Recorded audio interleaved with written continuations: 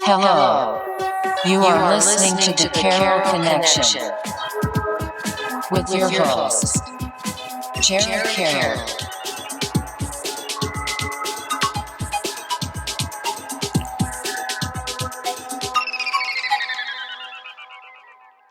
Hey everybody, welcome to the Carroll Connection. I am your host, Jared Carroll, here to bring you guys another great episode. I want to take a chance to shout out my last episode 114 with Danny Andrews. He is a Twitch streamer as well as a salesman. We talked about why he got into Twitch, and it was a really great conversation. We went through his childhood, his upbringing, talking about some of the ups and downs he's had in his career so far, trying to get back on his feet, why he plays video games. Great conversation. Check it out, thecarrollconnection.simplecast.com. Also available Apple Podcasts, Spotify, all the major listening platforms. If you do like listening to your podcast, watching your podcast, I should say, check it out on YouTube. Just search the Carroll Connection and it should pop right up for you. For today, episode 115, bringing in a great guest, Devon Green. Hey, how's everyone doing? Glad that you can come out and do this podcast. Man, Thank you for making some time to do this as well. I really do appreciate that. Thank you again for having me. Do want to shout out, you listened to Juliet's episode, so shout out Juliet. Yeah, so I'd like to give a shout out to Juliet. Loved your episode.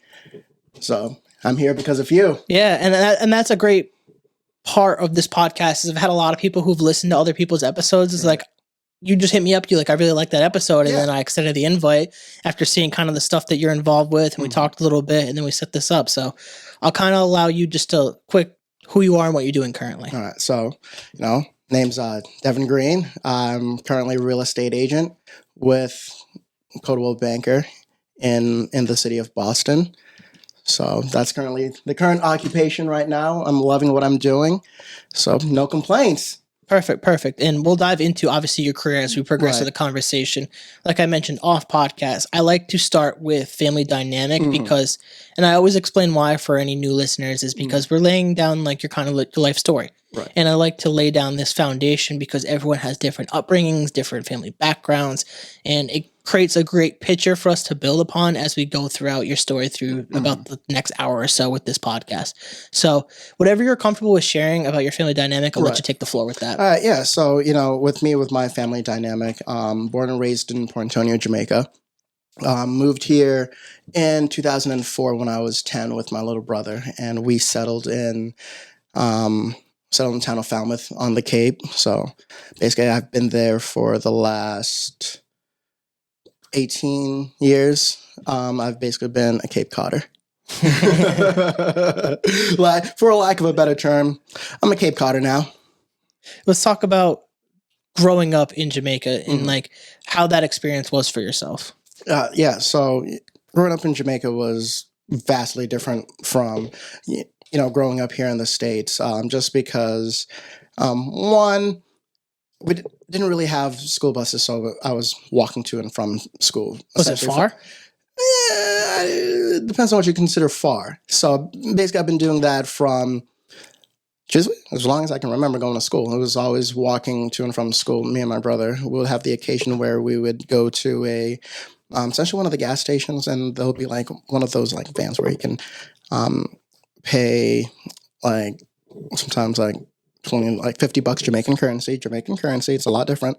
And then they will take you to school. So if I really have to guess to answer was it far question, maybe 2 and some change miles. God damn, that's a decent little hike there. And then and then there's the whole uniforms. So I always had to wear uniforms going to school.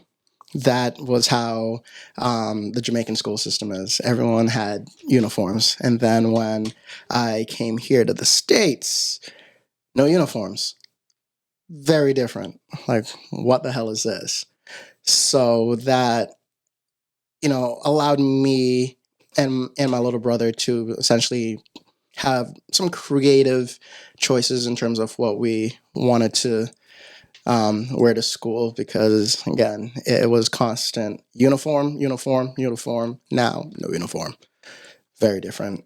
And then schooling had to, learn the So the metric system. So that's different. Like I said, the U.S. is the only one that has, different forms of measurements or how everything's calculated. So I had to adjust to that and learning, obviously, U.S. currency and getting acclimated to from 80 to 90 plus degree weather to fall on the Cape or just in Massachusetts in general, night and day.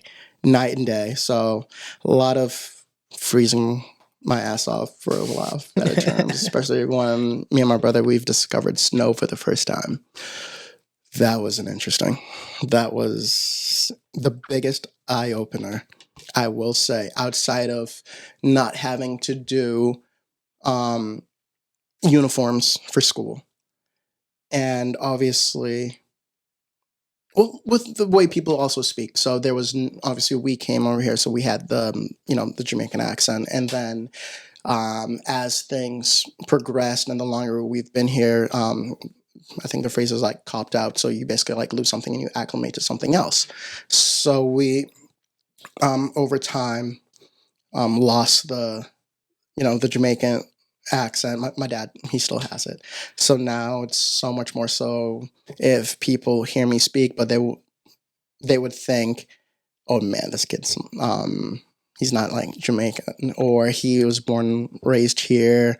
So how I sounded back in the day to now, it's night and day. Let's just say that. Are there certain words maybe that where you notice the accent kind of slips into some of the words? Yeah. Now that you brought that up, a few people, especially when I was working at this restaurant, La Cucina in high school, certain words would be, used to be accent. They would kind of hear it, specific, and I forgot there was a few where when I was working at that restaurant in high school. I've had people would turn to me and they would say, "You're Jamaican." And I was like, "How do you know?" Like you can hear it a little bit in the way you speak. You have a little bit of the accent, or it's the way you would say certain words. It comes out a little bit. I was like, really? No one's ever said that to me. So, but I've heard it a few times when I was working at that restaurant in high school.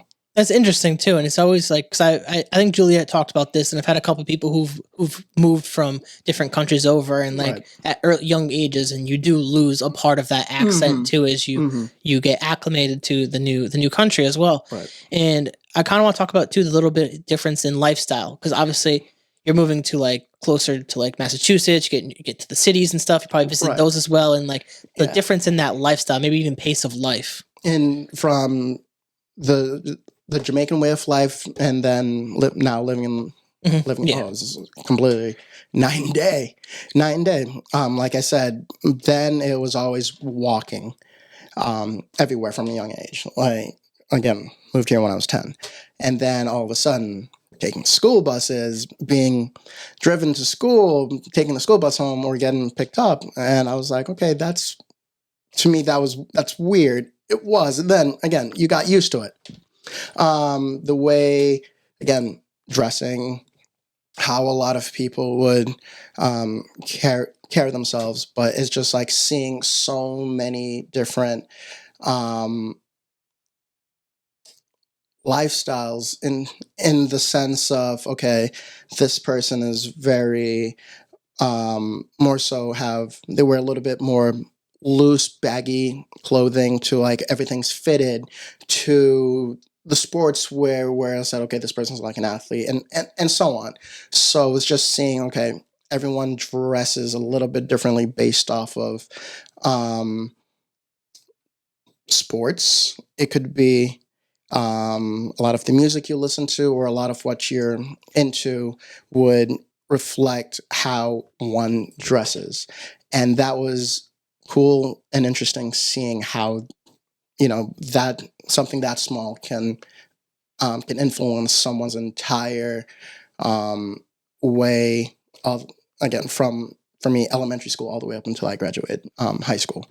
So that was something that I saw. And then I did fall into the category too, in terms of, okay, played football, so I was always, dressing as a. You can dive into football and sports Yeah, now too. This is part of the conversation too. So it's perfect lead in. Look at you, expert at podcasting without even trying. Like I said, with real estate, you kind of learn, tricks of the trade. And again, I went to school for business, so there's that. Love that. So, and like I said, with football, I would always, you can tell, okay, I dress as a football player, where it's like, okay, we all have had this back in the day where we would dress in terms of like, the Nike or the Nike sports sandals, just sports sandals in general, with like, the Nike like mids on the calves, and shorts and stuff like that. We're just like the sweats. Or those shirts that had always the slogans that people would wear and stuff. Yeah. So yeah, I fell into that. So it was, one of those things. So, like I said, it influences your way of life. It does. Sports. It does. Yeah, especially for Why me. football? I'm curious about football out of all the sports. It wasn't always football. So, growing up in Jamaica was always soccer, cricket. Mm-hmm. So I did play soccer up until I got to middle school, and that was when I wanted to try football, and tried out for the Lawrence Middle School football team. Obviously, they don't really cut. I like to say I made the cut, but I know they really didn't. Again, it's first time playing. They should have. They didn't. They should have, but they didn't. So I did that. I stuck with it. I liked it, and the reason why I even did it was I got introduced to American football, just watching it on TV. So, okay, this is kind of violent and rough. Okay.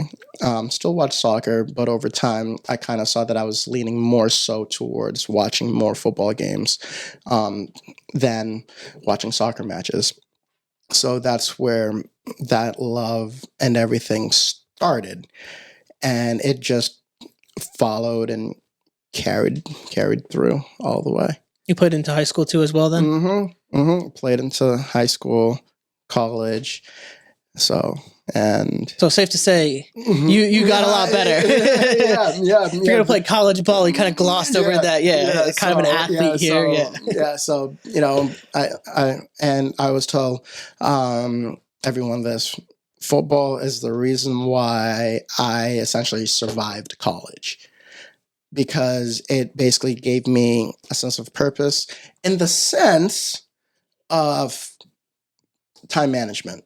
So I knew when practice was, how much time I have before, and what I can get done leading up to practice, and how much time I have post practice in order to get done what I need to get done. And then in terms of, so I want to elaborate a little bit on the time management, was we had to pick our classes around our football schedules. So yes, I had quite a bit of classes with teammates, but it's okay, we got to do the earlier classes and stuff like that. So that in turn segued me in terms of waking up early. So I would be waking up 6 o'clock, getting done what I need to get done, go to class. And then somehow when I got it, I didn't know anything about spring football, where we had 5:30 practices. Now all of a sudden we're waking up at like 4:30. You see a bunch of zombies making their way to practice, where I was like, what am I doing here? There's no sun out. You see the facility all lit up, and I'm just, at that point, I questioned a little bit. I'm like, what am I doing? I miss my bed. Like, I can hear my bed calling me. And, that in turn allowed me to wake up even earlier, because now, still to this day, I usually wake up between 5:15, 5:30, and try to get done what I need to get done, and try to be at the gym by 6 o'clock. That's awesome, though. And that's something that, and I'm glad you kind of brought it up, like unprompted, was like the fact of like sports and the lessons that they do instill in people. And that's why I like to incorporate this in the conversation, because you could see, and I had my guest, her name was Liz Caruso. She owns a gym now, and she was very heavily into basketball. And she said this was like, you could tell the huge difference between athletes and non-athletes. The way that they carry themselves, the way they deal with time management, the way they deal with stress. Like, the activity level, whether it's in the gym or some type of sport or something they do post like athletics in their school career. So I'm glad that you brought that point up because it's super important. And I'm a huge football person. I've played football my whole life. Like, didn't play in college. So I elected to make that decision for myself. I was like, I'm like I like, said, football got me to college. I'm a little shorter. I'm like, I know it's not gonna. That stuff doesn't matter. Trust me. I saw some of the dudes in Dartmouth. I was like, I'm not like I took enough hits to the head. Like I'm good on that one. And then someone like me, I was considering because I played defensive back, so I was one of the weight wise smaller ones. Yes. And then I was like, crap. Okay. I'm one of the small ones. I said, okay, everyone here is big. Everyone here is fast. Everyone here can lift. And I was like, all right, this is very interesting. But before I continue on with everything in terms of college football, I want to elaborate in terms of the time management and everything that sport is taught. Because when I was interviewing for jobs out of college, one of the places I interviewed at, and the reason why they enjoyed me so much in terms of the resume, but I just think overall as a person, was because they said you played sports. And to us in the field of business now, how things are turning and shifting was we try to interview and bring in and hire as many athletes as we can because, one, you guys understand and know what it's like to sacrifice, to have a hectic schedule in terms of classes, practice, games, and then, your film studies and what you do after. So during that interview, they said, we have had people coming in with like great GPAs. They've done all these internships, but they've never played sports. We put them in a group or a team dynamic and they don't know what to do. But then we can bring in athletes. Yeah, they might not have the 4.0, the 3.6 or whatever GPA, but they understand time management and how to work in groups, how to take and give directions.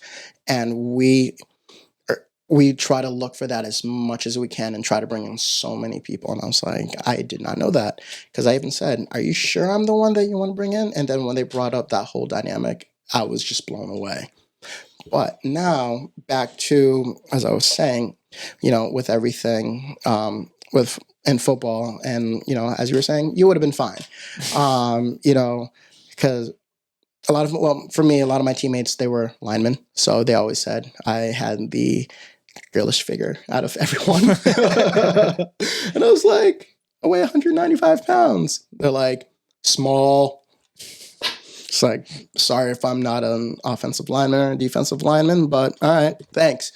So that was my little story, with that. So, but you'll be fine. You'll be fine. If you have the weight and you can move properly, you'll be good. Yeah, no, and that even to this day, like I still try to play. I was in a flag football league. We actually just lost a championship. Never tried flag. I was wanting to. Yeah, we try. Me and my buddies that I've met through just playing sports and stuff. We try to do Sundays. We do it like just pick up and just like I have like the pop flags and stuff, and it's just fun to get out there and just play again because like so it's a lot different from doing it in gym class. Yeah, because we try to invite athletes who've played before, so because we try to be competitive at least with it. But like obviously we all have jobs, so it's like hey, don't hurt each other, guys. Like let's keep it like semi like cordial here. But it's like it's nice because like football is one of those sports where it's like you need other people to play. Yeah, like basketball, you could shoot by yourself. Baseball, you could set up a pitching machine. Like there's so many sports where you could supplement that. But like with football,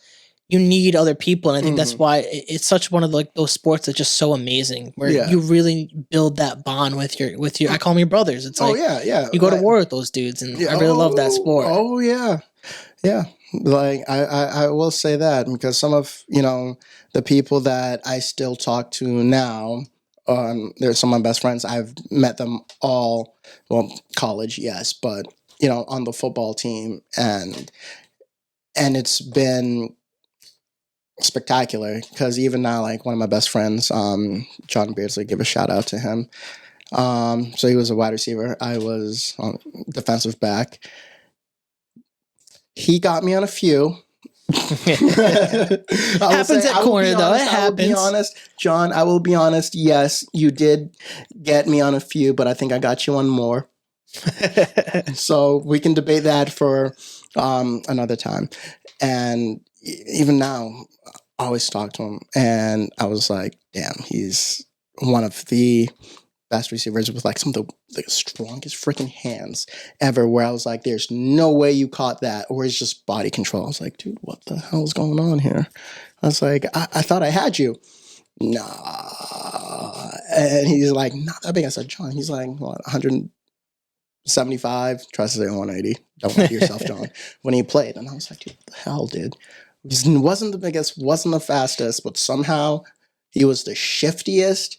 And then like he would get on top of you. And I was like, how, dude? Like I run a 4.4740. I know you don't run that. How are you 3 strides in front of me? What went wrong here?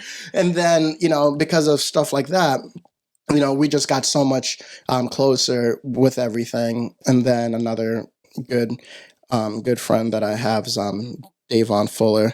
So we were the brothers where everyone always questioned around campus, how are you guys friends? I said, what do you mean? When I said we're complete polar opposites, only thing that a lot of people can associate me and him for was we're both cornerbacks. We both came in, we're the same class, same thing with John. So from DC dreads, the slang, when I say the slang, I mean the slang. I remember, so he would say, Fury, furry, stuff like that. Or he'd be like, yo, how are you? And like stuff like that. And I remember it took me a while. He'd be texting me. And I'm like, what are you saying right now? But over time, you get it. But we became so close to the point where we're like almost inseparable. And I was one of those, studious, where I was always going to class and everything. Still studious, smart guy, but he just didn't want to be in class. And I was like, dude, you're literally one of the smartest people I've ever met. Really is. But because he got this bad rep, because again, from the DC with the dreads, with the tats, singing his loud rap music, did not care at all. The baggy clothing, again, everything. And then how I was alluding to in terms of like how you dressed, I was always very clean. Everything fit, the way it needed to fit, almost perfectly. And people would see our dynamic, and I was like, dude, like how? And we would get that even from people on the team, even our coaches, like, dude, how are you guys best friends? Like, you guys are so different. Like, they could not be like polar opposites of people, but we were so close. We were brothers. And in terms of like how his name was Devon, Davon, and that was Devon, Devon. We're like, even down to how you like our names, the spelling, obviously the way you would pronounce everything is completely different. And I'm just like, damn. And someone like him, I will say, I never thought he would be one of my best friends still to this day, and like my brother that I would literally die for. And it was like through football, he was the funniest guy on the team I've ever freaking met. But I will say I'm still mad at him to this day because I remember we had a spring ball practice and he didn't show up. His birthday was the following day. I kind of, so there was that. And then all the coaches was like, Green, like, where's your brother? I don't know. So, and then he would say it again. So another one of the coaches, Devon, where's your brother? Where's your husband? And it was shit like that because we were like inseparable. Yeah. So it would be like one of those things. And even all the players were like, dude. So it got to the point where the coach was like, hey, if he doesn't show up in like the next 20 minutes, I'm going to make you do individual conditioning. God damn. Bitch. I was calling and texting him. And I was like, no response, not showing up. I said, okay. And I was like, yeah, coach, I think he's still sleeping. Yesterday was his birthday, so there's not much I can do. Like, let him celebrate his 21st birthday. Coach, I'm going to make you run. I was like, got to the point I was like, no, the fuck you're not. He's like, oh, yes, I am. He didn't show up at all at practice. Did I condition? We'll just leave that to everyone's imagination. Let's just say that. I'll just leave it to everyone to interpret what they thought happened. Yeah, and I think it's cool to hit on that point too about the relationships made through sports, because a lot of the people who have actually been on my podcast as well have been people who I've played sports with throughout the years, and like those relationships are strengthened because we went through something. And usually that's why I always ask if people played sports or did something competitive, because that's usually the quickest way people make friends when we're growing up, especially. It's through sports. Yeah, so I'm glad that we could bond over that experience of playing football and having that experience, and I think that's always valid to talk about. I kind of want to shift towards too, and we can start getting towards like your career and stuff as well. Kind of want to hit on the point too of like kind of why you went to college too. Obviously, you played sports on top of that too. So a little bit backtrack, but no worries. And then you can lead into like the career and stuff. Yeah. So why I went to college again? There. And also, I would be the first male, essentially in my family, to go to college. I was also, I believe, I want to say the first male in my family to graduate high school, but I could be wrong. But I know for with the purposes with my dad, it was definitely a big deal in terms of graduating high school and going to college, because with him growing up in Jamaica and everything, he actually had to drop out in order to help out at home. So me just being in high school and making it for him, that was a big deal. And then obviously, college and the degree, that was also a very big deal. So I just wanted to, just make him proud, and just to say, your eldest did it. Like, you came to America to work to make sure your two sons had, a better life and more opportunities. You've succeeded in your firstborn, May, graduating high school. Then in turn graduating college. So, thank you for the sacrifices that you've made, and, hopefully I can continue making you proud. Same thing with Craig. He's 2 years younger than me. So we were, like I said, his two boys, and we both, for him, made it, got the high school diploma, got the college degree. Obviously football definitely helped. Again, it helped me get there. I could have gone there with academics, but football definitely helped, because again, when I said, it just gave me a structure and everything to do. Like I said, football kept me sane, because I was like, I had to learn how to properly study, grow up, be a man, and just be able to live without, the comfort of, your parents. And, having that schedule definitely helped, because God knows what I would, get into, or now, like, I'm free to do whatever. So that's why I was always very confused with those who didn't play sports. How do you not have perfect GPAs? You have all this time. I don't have, all this time, because sometimes we have to get out of practice, get out of film, and rush to the cafeteria to get something to eat before it closes at, between 7:30 8 o'clock.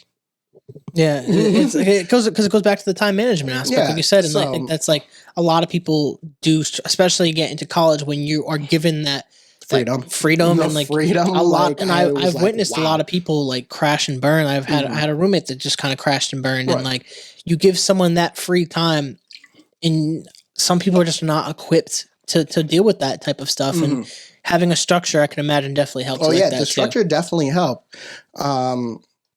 So when I, did graduate, and like mentally, I was at that point, I'm conditioned for this structure, where for me it was like, okay, waking up, work, essentially school. And then, you have practice, film, or lifting, or either or plan that day. And then it's like, okay, you have, you're essentially try to get as much homework in as you can. The next day, if you have time in between that class, or sometimes I have an hour and a half between that class where I wasn't able to get to all that homework, sit in the library and get it done. So it was, like I said, sacrifices and growing up. And it was scary, truthfully, because my first semester in college didn't go so well. In the sense of a little bit of bullying, where everyone was saying like, "Oh, you don't dress the stereotypical, black person way, or you don't, or you don't sound, that way." Where I'd be getting that, and I was just from random people, and I was like, "Okay, what's going on here?" To each their own, but it got progressively worse, where I essentially wanted to stop going to classes. I got depressed, and I was like, "Oh my God, like I don't want to do this anymore." But I was able to stuck it out, and in turn of me not going to class, which in turn affected, grades, GPA, suffered, but worked my ass off second semester to get that shit up. Trust me on that one. Oh my God, my coming to Jesus and God moment was that. And then since then I was like, yeah, no one's gonna beat me. I couldn't let that happen. Yeah, it sucks when you have to go through moments like that where people are criticizing you and judging you for just being you. Like, and like, I don't think a lot of us, we go through that maturation process at different points in our lives. So when you're finally forced to go through that, you go through this kind of like, I don't care what people think about me. Yeah, and part of the reason why, with everything, how, in a sense it stopped, because one, they didn't know I did play, on the football team. I didn't really look the part or carried myself as a freshman, or go about that I did.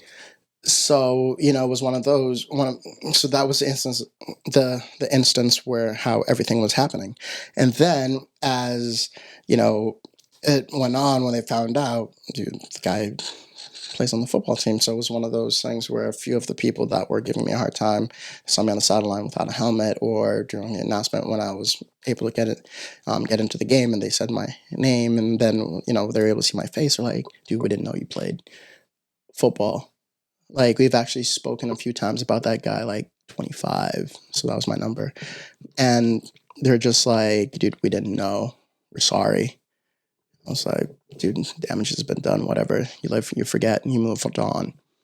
Obviously, like I said, I was depressed. I didn't want to go to school, stuff like that. So, but I was able to get out of it just, and just like talking to, the right people. Like one of my high school football coaches, Mr. Coolis, I was talking to him, talking to my mom, and just a few of my close friends.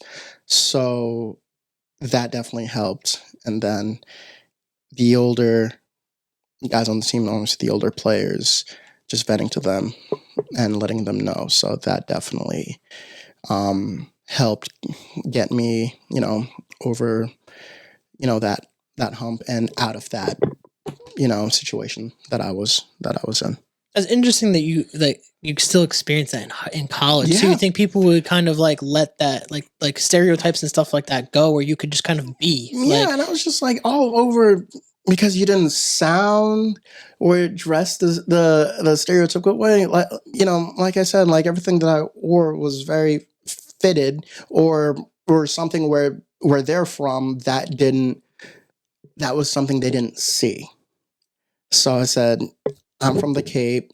These are city people from the city, not something they would, they're very privy to on their entire day-to-day basis. So when they see, okay, someone like me with that, it's kind of like, okay, what's his deal? What's he trying to do or prove? And I was like, no, I'm just dressing like me. Like, this is how, I dress and carry myself. I'm sorry. It's interesting how that goes, and maybe there is some like cultural differences too from being born in Jamaica, raised in Jamaica for an extended period, and then coming to the United States, like versus people born and raised in like the cities of Boston and stuff like that. 'Cause I know a lot of people from Boston area come to UMass Dartmouth and stuff. Yeah. So like they wouldn't see a lot of how, again, I think preppy would be the correct term. Yeah. So I, in college, I was always kind of, preppy, when I dressed, obviously, with Fuller, complete opposite. Again, city kid from DC. That's all you need to know, folks. City guy from DC. All you need to know in terms of dress. So it was different. And then when a lot of people see our interactions, are just like, dude, what? Like, you know him or you're friends with him? I was like, yeah.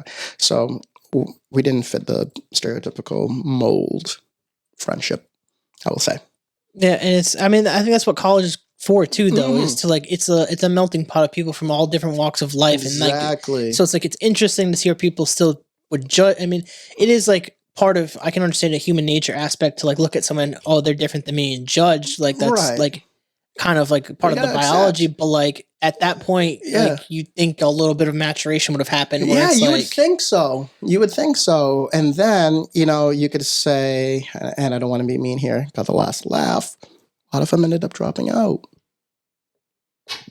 I mean, look where you are now too. Just like you're doing really well for yourself too. Like, and I was like, okay, interesting. So what happened there? we could start to make this transition towards like how you got into your career, what led you to get towards like real estate, and I'll let you kind of take the floor with this aspect. Like, you want the truth, or do you want me to lie? However you want to portray yourself. I'm asking you. What do you want? I obviously want the truth. All right, so we'll do the truth. So the truth is, it was after I tore my Achilles when I was in Florida. So tore my Achilles, had to fly back, had the surgery.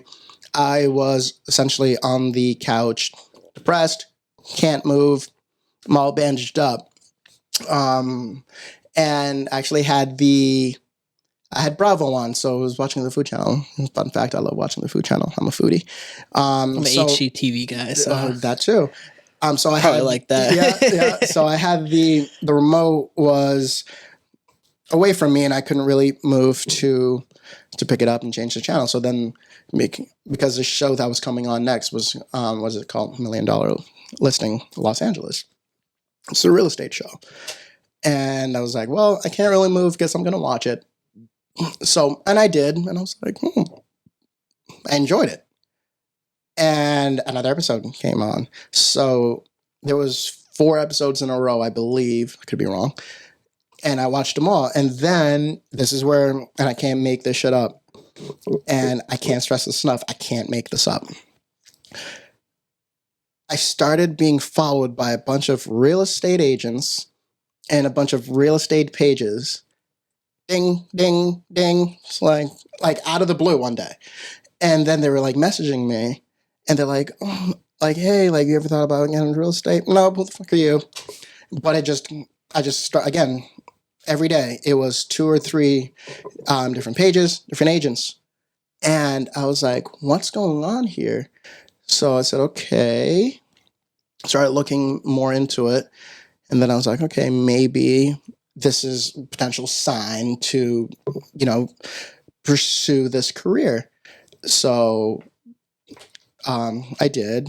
Obviously, I didn't really want to get into doing manual labor or stuff like that. I said, okay, I got a marketing degree. A lot of real estate is, how well you can market and portray yourself, in order to get your, your name and your business and your brand out there. I said, okay, the degree kind of works for that particular field. And that's kind of how, it happened couldn't move to change the channel to getting followed by real estate pages, like new one every day for a week. And I was like, okay. I kept watching that $1 Million LA show, and then I found out there was one in New York one. So, I binged the hell out of those. Oof, did I ever.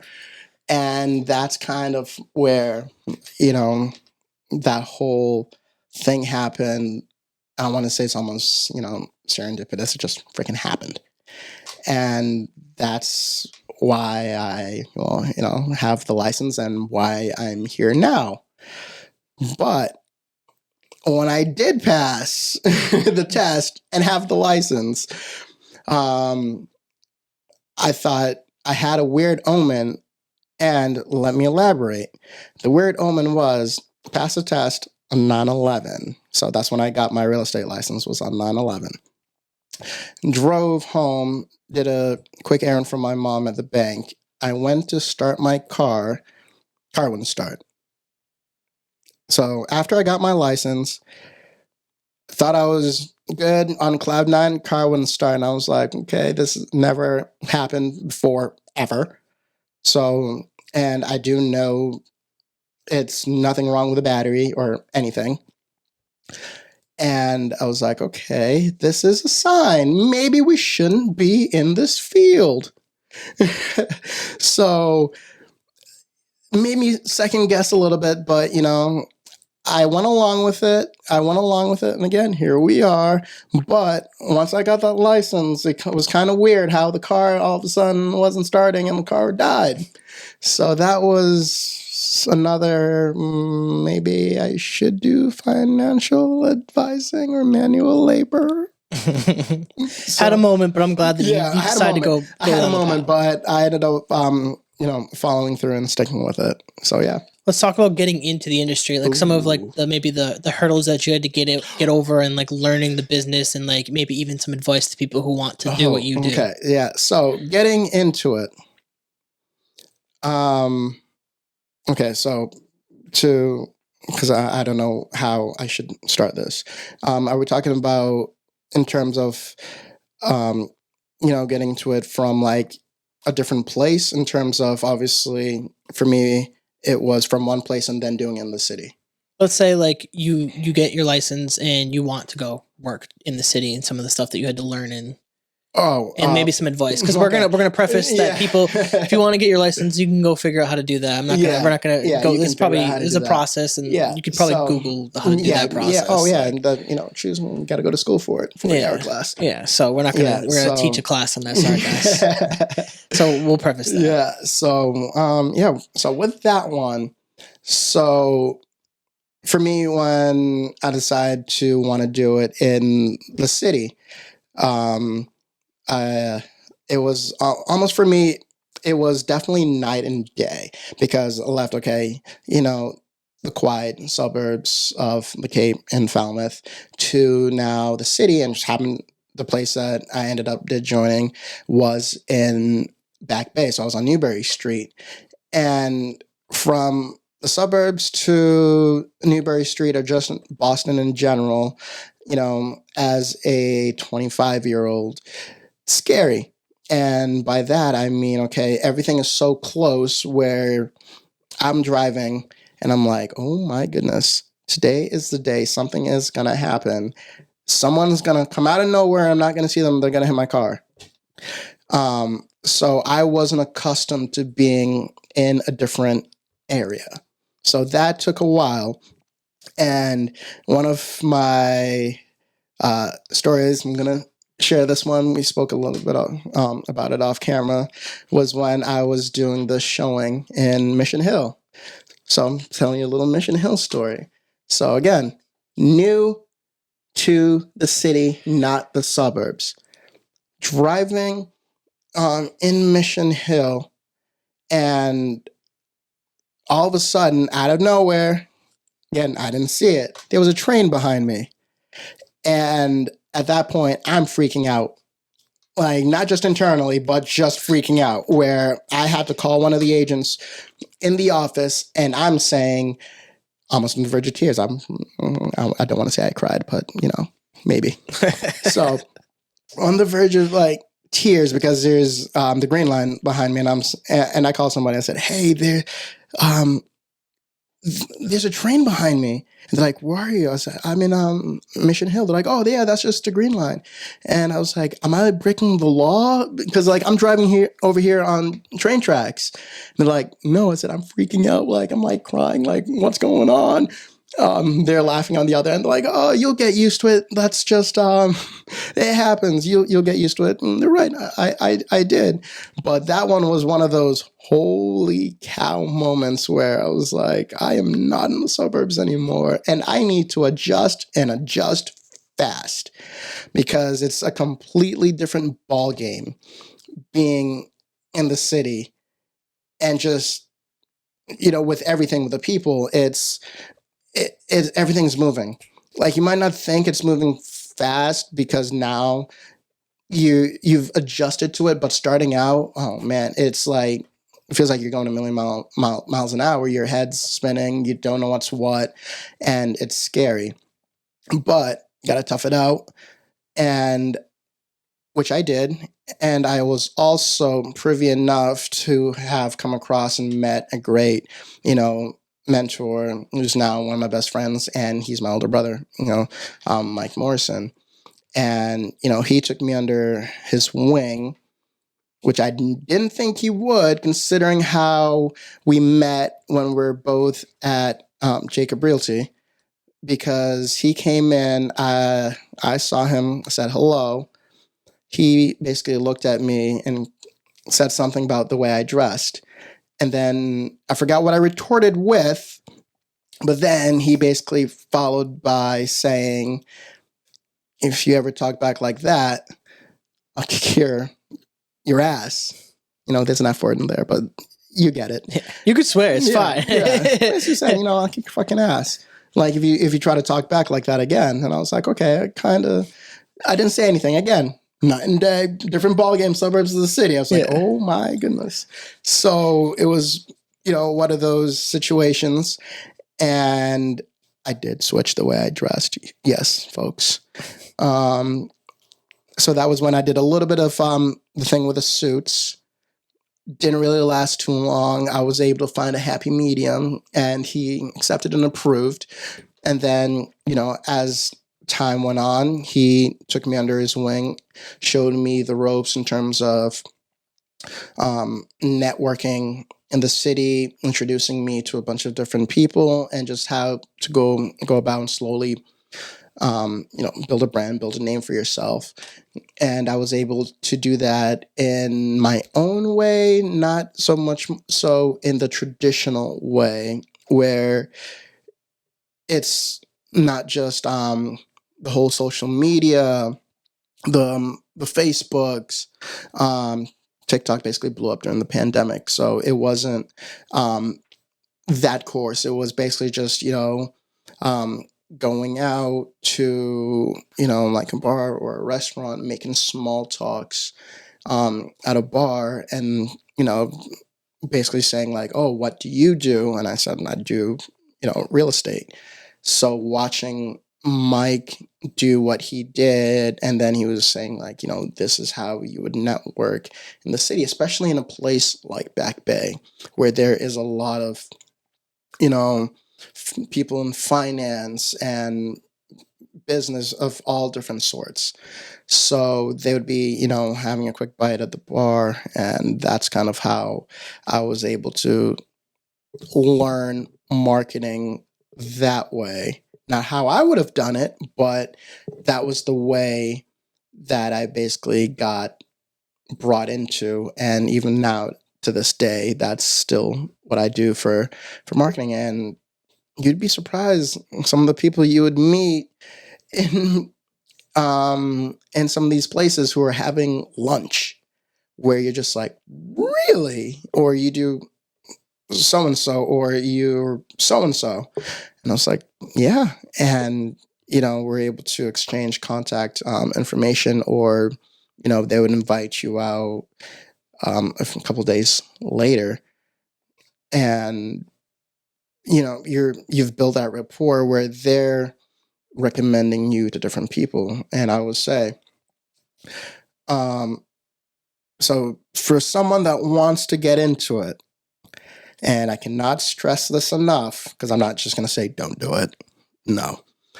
Make sure, and I really do mean this, make sure that, one, if you do it, even though you say this is what you really want to do, you got to give it 110%. At this point, you got to eat, breathe, and sleep doing this, and then just going out and making small talk. So if you're someone that wants to get into real estate and you are not good at interactions, you're not a potential people person, or not good at public speaking, you need to learn, and learn fast. And one of the best places to do that is literally just going to a bar and just little small talks. Definitely helps. And if you are comfortable making those small talks, and you want to get into that field, then by all means, at that point, yes, go. But if you want to get into it and you are not comfortable speaking to people, because it's not always, rainbows and sunshine at the other end. Because if you're not comfortable, you will get texts from clients that are upset about, something not closing fast enough, not selling fast enough. Why is this all of a sudden happening? If you will get those texts and you will get those calls, trust me, they happen. You need to have thick skin and be okay, and not take it to heart, and just all of a sudden mentally just check out. Don't do it. Don't do that, because at that point you've already failed. Yeah, I think that's like a lot of great advice too, because as I've had to dive into content creating, interviewing people, and like I wasn't great at like speaking well and speaking in cadence, and learning how to ask questions, how to probe properly, how to be respectful about it, how to fill in like space in the conversation, and lead questions too, and get to where you want to go in a conversation. As in any field, you should learn these basic skills, and like, especially when you're dealing with something like real estate, where you're working with, you're bound to fail. Yeah, failure breeds success, and I will say, I failed a lot. I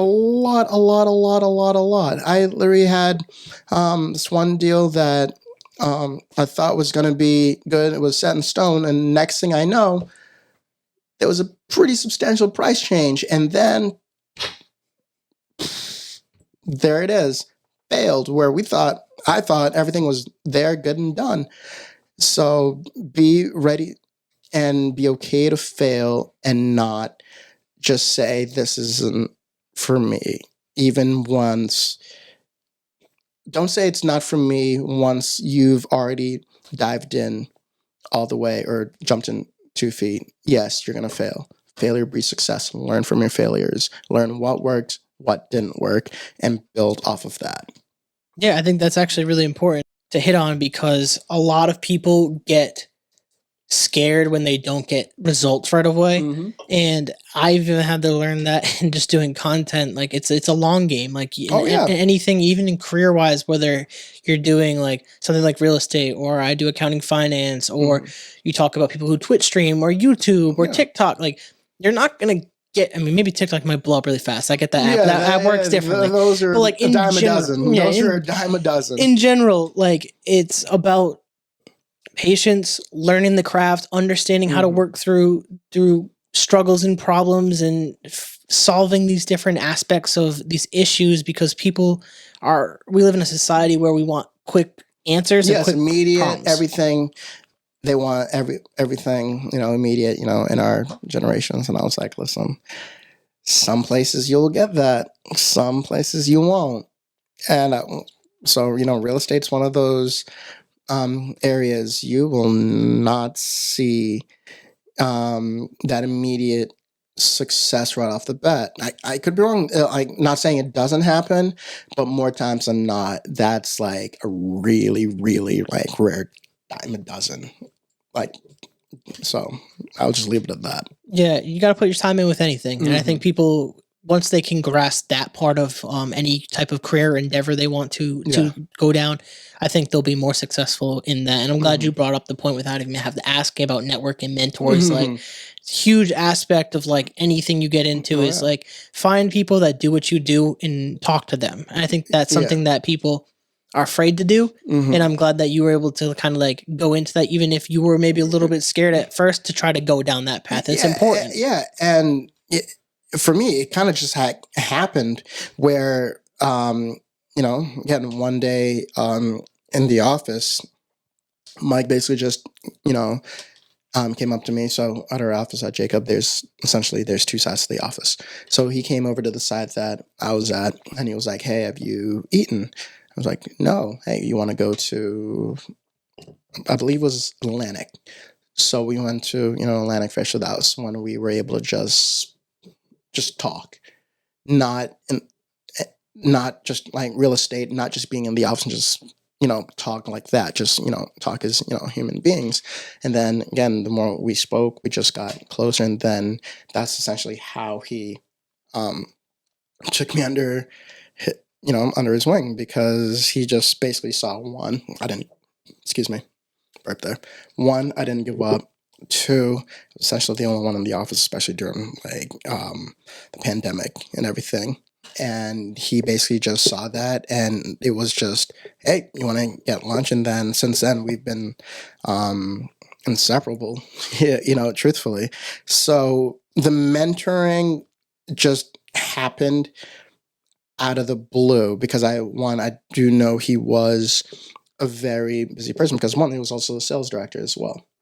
So for him to see the fact that, yes, I was hungry, I was always there, and there was no one on the side that I was sitting on, and he was like, "Okay, he has something here," and just inviting me out to lunch and just go from there. And basically I just told him, my story, where I was at, where I was from, and then how I don't really know anything,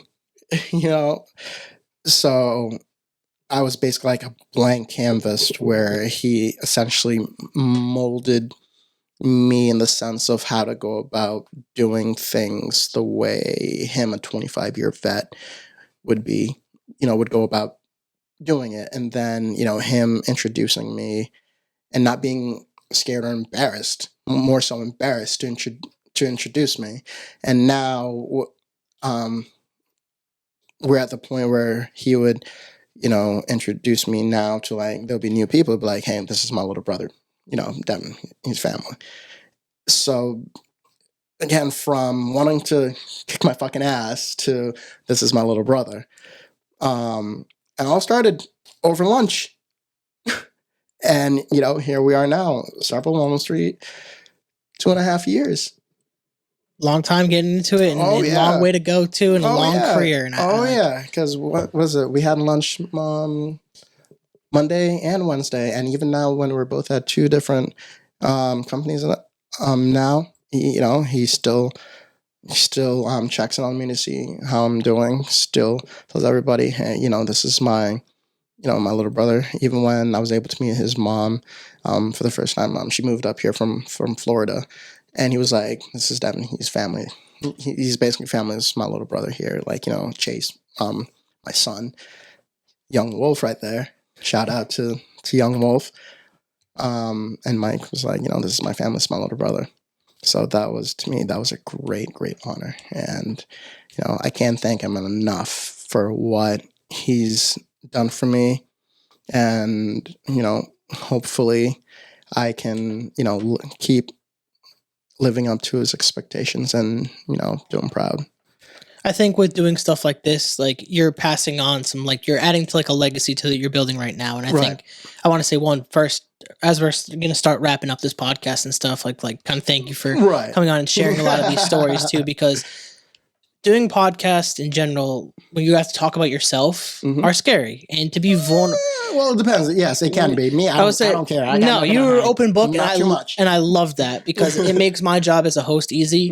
And I've learned a lot too, because I don't know a lot about you personally since our first time meeting. So I want to Right. first say, obviously, thank you for all of that.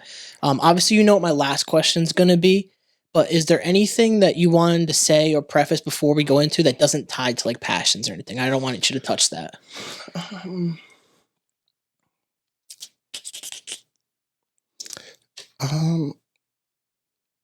If you don't, it's fine. I just want to give you a chance to speak for me, too.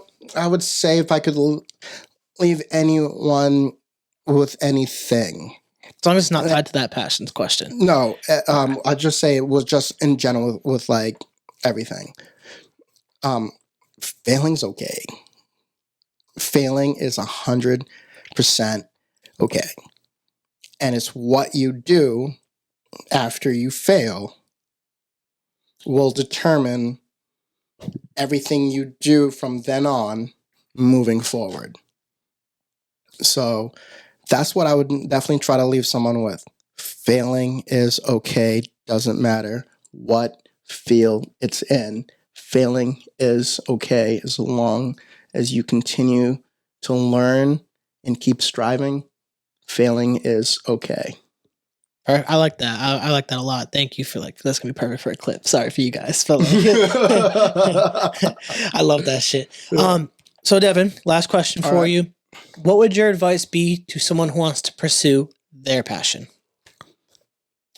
Reach out to other people that have been doing what you want to pursue.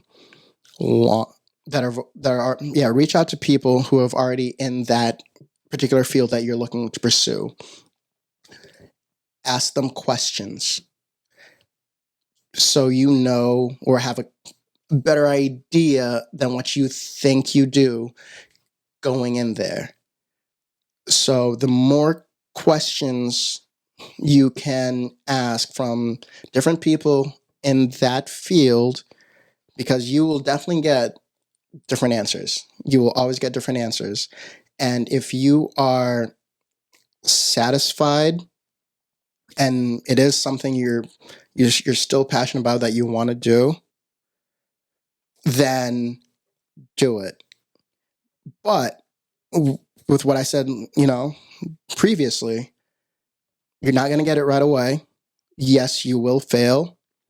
Stick to it, because life isn't a sprint. It's a marathon. Things will happen because you might not think it's not going well now, but you never know as time goes on where you will be, because you'd be very surprised how quickly you would say to yourself, shit, why did I have that, that failure, or that, for lack of a better term, loser mindset, because I'm not seeing what I want to see right away. So ask as many questions as you can to people in your field, and then go from there and assess the pros and cons. Once you have the clear-cut idea and the answers you want and you're satisfied, then, got to reference Nike here, just do it.